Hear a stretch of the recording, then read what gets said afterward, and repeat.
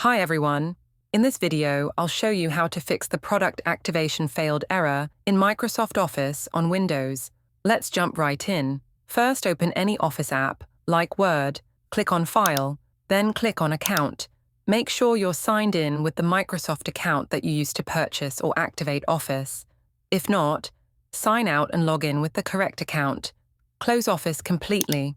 Right-click on the Office app shortcut, like Word, and choose Run as administrator.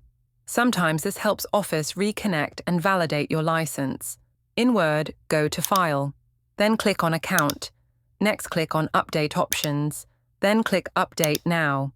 Installing the latest updates can fix bugs that cause activation problems. Open the Start menu, type Control Panel, and open it. Click Programs. Then click on Programs and Features.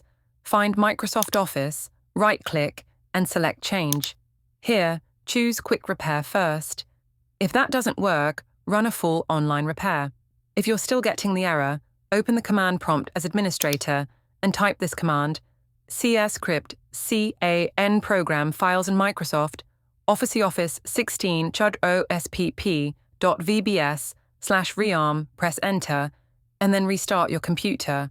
This resets the activation timer and often clears the error. Once your PC restarts, open Word again. The product activation failed message should be gone.